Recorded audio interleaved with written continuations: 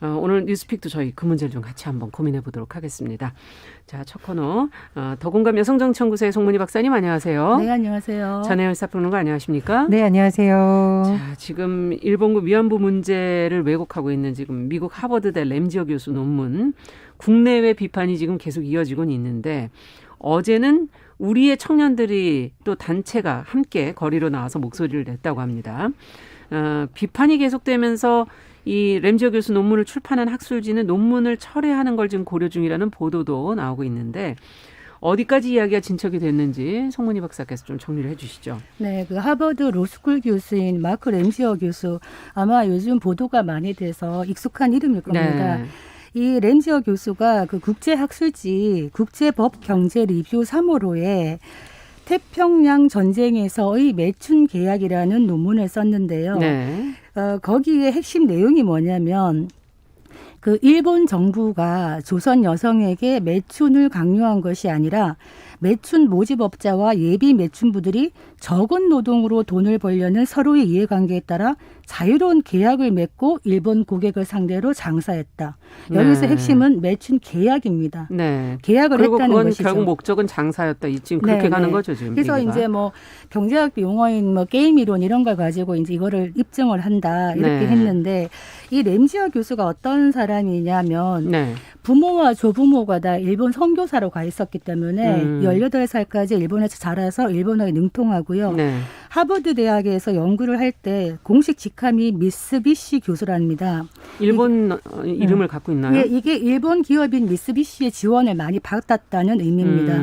그런데 이 램지어 교수가 지난 1월에도 일본의 어떤 매체 기고에서 위안부가 성노예였다는 거는 순전한 허구다 이렇게 주장을 했었고 예전 그 1923년 간도 대지진이 났을 때 네네. 그때 조선인이 무고하게 많이 학살되었다는 그 역사적 사실에 대해서도 사실은 당시 조선인이 광범위한 범죄를 저질렀다. 그리고 당시 학살된 조선인 숫자는 그리 많지 않다. 또 이런 글을 네. 한번 싣기도 했었습니다. 예. 여기에 대해서 지금 국내의 학자들은 의외로 좀 조용한 편이에요. 그런데 지금 국제적으로 이제 미국이나 일본 내에서도 학자들 사이에 이 램지의 논문에 대해서 조목조목 비판하는 소리가 나오고 있는데요. 예. 15일 날 그 성북구에 그 분수마루 광장에서 예. 개성고등학교 3학년인 박민정 양 그리고 방크의 신지원 연구원 등 한 5명이 시위를 했습니다. 피켓 시위를. 네. 뭐냐. 이 학술지의 그 램지어 논문 게재를 철회하길 요구한다. 지금 사실 이 논문 철회에 대해서 하버드 측에 문제 제기를 이미 했었는데요. 하버드대 총장이 어떤 말을 했냐면 대학 내에서 학문의 자유는 논쟁적인 견해를 표현하는 것을 포함한다. 그래가지고 거기에 대해서 약간 옹호하는 듯한 발언을 예. 했었거든요. 여기에 대해서 이 박민정 양의 이야기가 좀 들을만한 것이 네. 본인이 초등학생 때 위안부 문제를 처음 알게 됐는데 그 부당함에 가슴이 아파서 항상 그 문제를 마음에 두고 있었다. 그래서 한 30분 동안 교복을 입고 피켓 시위하고 학교로 돌아갔습니다. 그래서 지금 이런 문제를 그 방크에서도요. 이런 피켓 시위 사진과 영상을 그 미주와 유럽의 대표적 언론사들에게 이제 공개하겠다. 네. 같이 집단 서명도 지금 동참하자 이렇게 하고 있는 상황입니다. 네. 자, 지금 램지어 교수 논문에 대한 논란 두 분은 어떻게 지켜보고 계시는지 이제 앞서도 잠시 말씀드렸지만 철회가 되더라도 삭제될 가능성은 없다, 남는다는 얘기인가 하는 그런 생각도 들기도 하고 뭔가 좀 뒷맛이 개운치는 않은 상황인데요. 지금 국제적으로도 지금 관심을 갖고 있다 그러니까 얘기가 어떻게 또 앞으로 진행이 됐으면 좋겠는지 두 분 얘기 들어보죠. 일단 그 논문이 그 뭐 리뷰라고 하는 보통 우리가 네. 논문을 실어주는 리뷰에 인쇄본에 실린 이후에 만약에라도 철회한다고 하면 철회 공지 이렇게 덧붙여진다라고 해요. 어쨌든 일부분 남는데 그럼에도 불구하고 뭐 완전한 철회가 되면 가장 좋겠지만 안 되면 이것이 문제가 있다라는 근거라도 반드시 남겨야 그렇죠. 된다라는 거고요. 지금 해외에 있는 학자들이 여기에 더 분개하는 이유는 네. 자칫하면 이 논문이 위안부 문제를 말씀해 주셨던 성매매 문제처럼 하는 또 다른 잘못된 왜곡된 예. 증거로 악용이 될까 봐 또 우려하는 여론도 있습니다. 그런 점에서 우리가 많이 관심을 가져야 될 것으로 보여요. 그리고 저는 하버드 이 로스쿨에서 이 하버드 대학에서도 도대체 어떤 인재를 양성하는지 한번 돌아봐야 된다고 좀 비판을 그렇죠. 할 수밖에 없습니다. 네.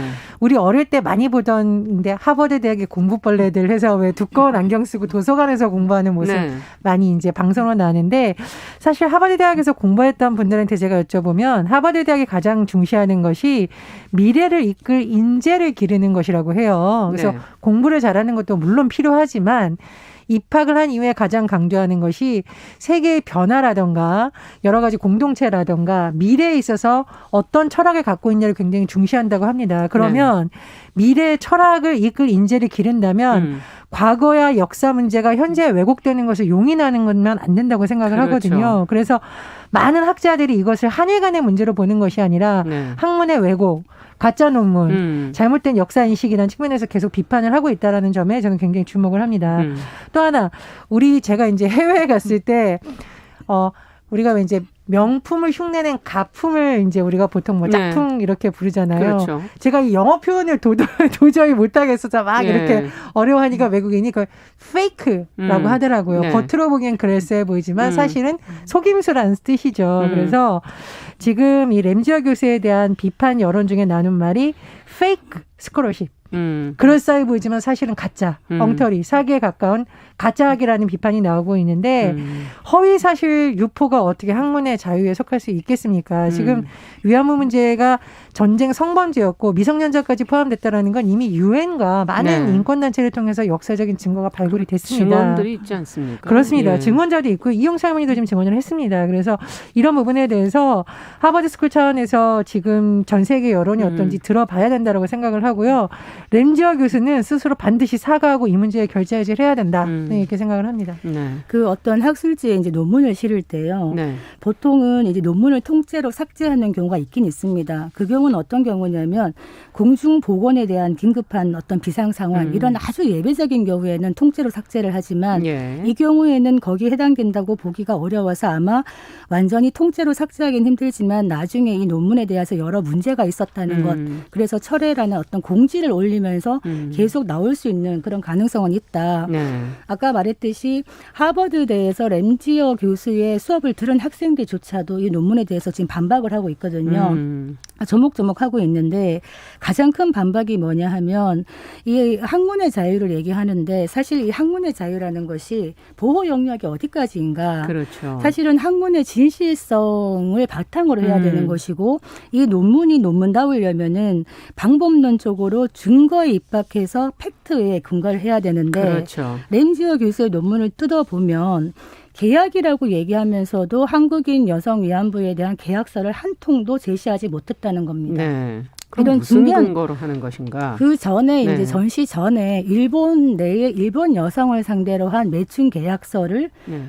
제시하면서 이걸 증거로 제시하고 있는데 이것이 전쟁 중에 한국인 여성들에 대한 계약서가 아니기 때문에 그렇죠. 증거가 될 수 동일하지 않아서. 없다. 네. 그리고 또 출처 불명의 블로그를 인용을 하든지 이런 식은 사실 학자들이 논문을 쓸 때 가장 피해야 되는 것이고 이것이 입증이 되지 않는다면 논문의 완결성이 없는 것이거든요. 네. 그래서 이런 부분에서 역사 왜곡이 본인이 의도했든 의도하지 않았든 이루어졌다. 이런 부분에 대한 지금 반발이 계속 일어나고 있는 상황입니다. 네. 그리고 저는 정말 이 문제를 좀 심각하게 보는 것이 미국에서 항상 인권 문제 얘기를 하잖아요. 중요하게 생각하는 부분 중에 하나죠. 예. 지금 그런 시대에 있어서 전쟁 범죄, 그것도 여성의 성을 착취했던 전쟁 범죄를 마치 왜곡하는 듯한 이런 논문이 나왔다는 건 굉장히 심각한 문제다라고 생각을 하고요. 또 하나 이제 이용수 할머니가 그 미국의 위안부 운동단체 케어가 주관한 온라인 세미나, 화상 세미나에 참가를 했어요. 이 이용수 할머니가 사실 위안부 피해자이기도 하지만 국제적인 인권 운동가로서 많이 활동을 하고 있는데 저는 이 말씀이 굉장히 마음에 와닿습니다. 미국의 모든 학교에서도 위안부 문제 가르쳐야 된다. 네. 왜냐? 위안부 문제는 인류 역사상 유례없는 대규모 여성 인권 침해고 범죄였다. 결코 한일 간의 문제만은 아니라는 것입니다. 그리고 과거를 잊으면 반복된다. 반드시 가르쳐야 된다라고 했는데 반드시 무엇을 가르쳐야겠습니까? 진실을 가르쳐야겠죠. 그렇죠.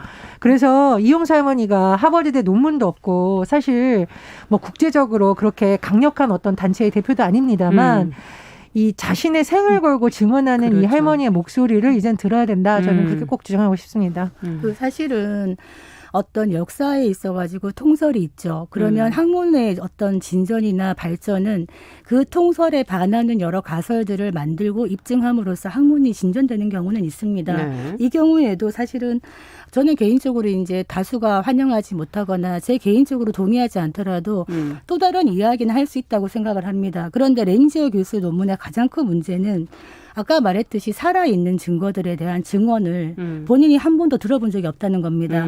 이를테면 한일 역사학자 중에 유명하신 알렉시스 더든 교수가 있는데요. 네. 이분이 어떤 얘기를 하냐면 과거의 잔혹행위를 이렇게 우리가 연구하는 게 미래에 이런 일이 발생하지 않기 위해서 하는 것이다. 이 얘기를 하면서 본인이 느꼈던 이야기를 하는데요. 2000년에 일본군 성노예 전범 여성국제법정이 있었습니다. 네. 이때 이분이 한국의 위안부 여성들을 만났던 경험을 얘기를 해요. 네. 혀가 잘린 분도 있었고 그 중에 한 분은 가슴 한쪽이 잘려나갔는데 그걸 보여주기 위해서 그 앞에서 저고리를 들어 올렸다. 이분들이 살아있는 증인이고 역사의 하나의 진실인데 이런 것들을 이상한 논리를 가지고 이거를 약간의 왜곡시키는 방식으로 학술지라는 그렇죠. 이름으로. 이 증언을 외면하고 있으면 안 네, 되죠. 이런 예. 부분에 대해서는 아주 결정적인 실수가 있다. 그래서 이용수 할머니가 이런 얘기를 하시죠. 오히려 램지어 교수 때문에 국제사회에서 위안부 문제에 대한 관심이 증폭되고 있다. 이번 기회에 오히려 제대로 알릴 수 있는 계기가 되지 않겠나 이런 이야기도 하고 있습니다. 네. 자, 잘못된 부분들을 좀 바로 잡으면서 끝까지 이 문제를 좀 해결해 나가야 되지 않을까 하는 생각도 드네요. 자, 두 번째 뉴스로 또 가보겠습니다.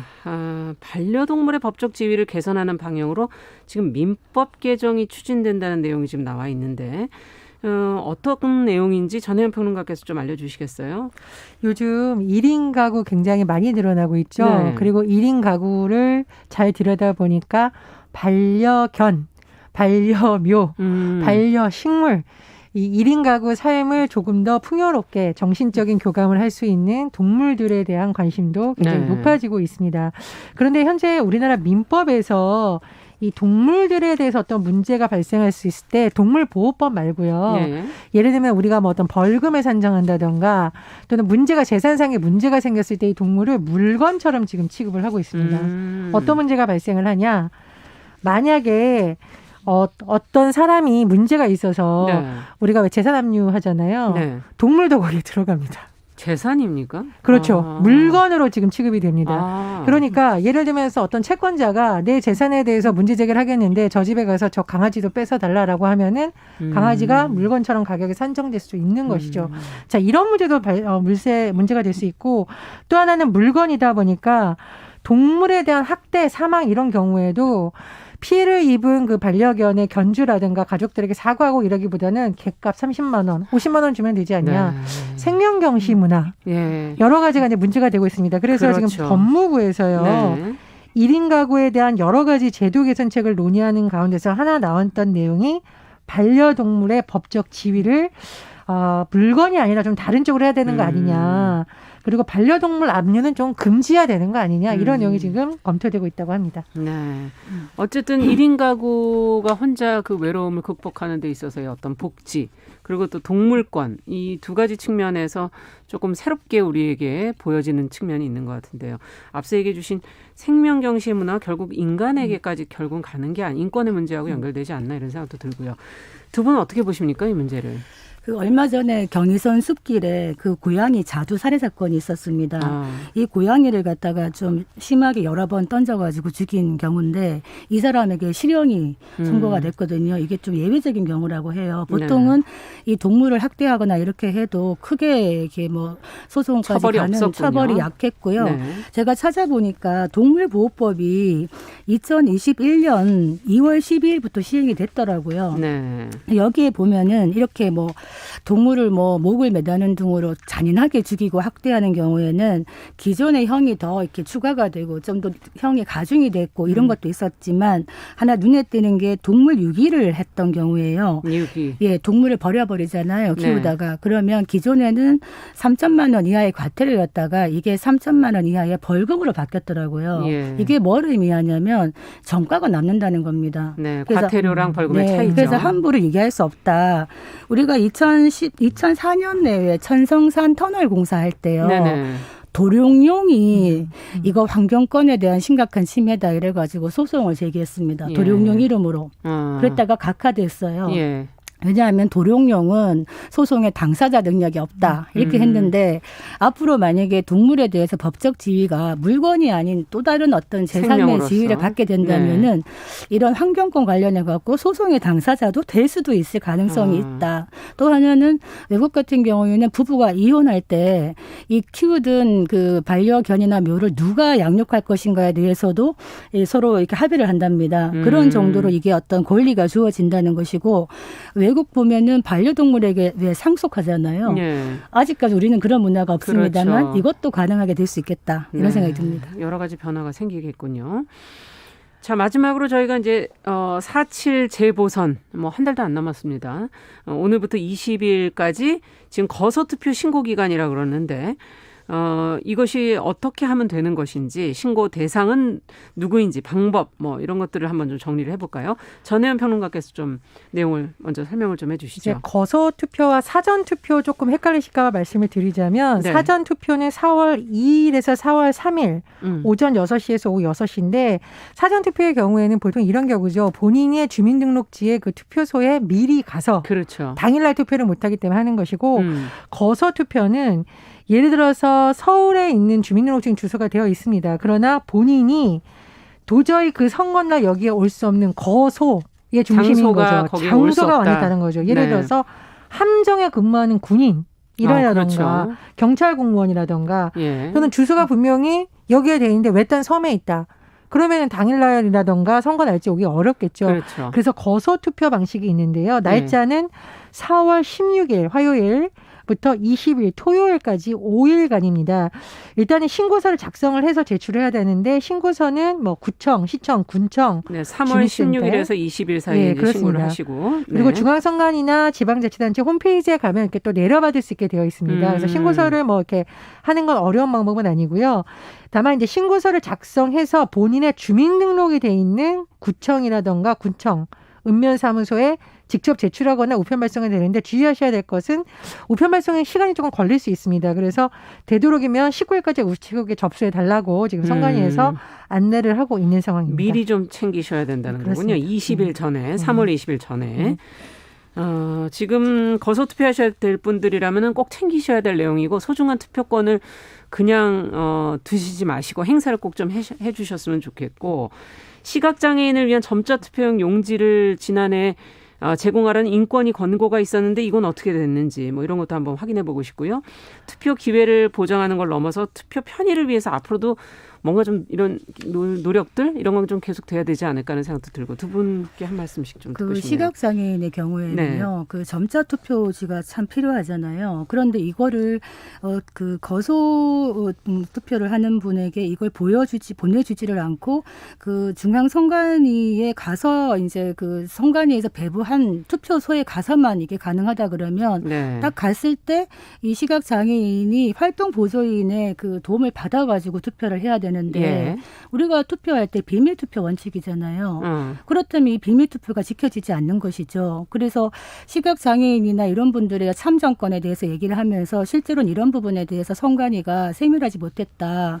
선관위의 그 얘기는 이거 뭐 시간적 제약이 있다. 왜냐하면은 뭐 253개 지역구에 다 후보자 등록 끝난 다음에 이걸 인쇄하려면은 시간이 촉박하다 이런 얘기를 하는데 이거 선거 하루 이틀 치르는 것도 아니고 궁색한 변명이라고 봅니다. 왜냐하면 시각장애인을 위한 별도의 이 점자 투표지는 별도의 업체를 선정할 수도 있는 것인데 네. 지금은 투표 용지의 통일성이 위해 가지고 특정 업체 한 곳에서 하다 보니까 시간이 더 여유가 없는 것이죠. 이런 부분에서는 이런 분들의 접근성을 투표성을 높일 필요가 있다라는 인권위의 공고를 받아들여야 되지 않겠나 싶고 또 하나 시각장애인뿐만이 아니라 휠체어 장애인분들이 계십니다. 네네. 이분들 지난번에 투표하러 갔더니 투표소가 밑으로 이렇게 내려가는데요. 계단으로 되어 있어요. 그렇다면 이분들 불편하네요. 움직일 수 없는 그러네요. 거예요. 이런 것도 미리 사전에 꼼꼼하게 정리를 해야 되겠다 그러네요. 생각이 듭니다. 네. 끝으로. 예, 뭐 코로나19 확진자도 거소 투표 신고는 가능하다고 합니다. 그러니까 이분들도 좀 참고를 하셔야 될 것 같고, 다만 이제 자가격리자의 경우에는 선거구 밖에 뭐 이제 거소를 등록이나 등등이 있으니까 꼭 확인하셔야 될 것 같고, 결국 선관위의 역할은 투표를 많이 해서 참정권을 보장해 주는 건데, 말씀해 주셨듯이 시각장애인들은 다른 사람의 도움을 받아서 비밀 투표의 원칙을 훼손당하고 있다는 지적이 나왔었거든요. 그런 부분에 대한 섬세한 배려와 보완이 꼭 필요하다고 봅니다. 그러네요. 다음 선거에서는 좀 변화가 일어나기를 기대해 보겠습니다. 뉴스픽 전혜연 평론가, 더공감 여성정치연구소 송은희 박사 두 분 수고하셨습니다. 감사합니다. 감사합니다. 자, 정용실의 뉴스 브런치 듣고 계신 지금 시각 10시 28분이고요. 라디오 정보센터 뉴스 듣고 오겠습니다.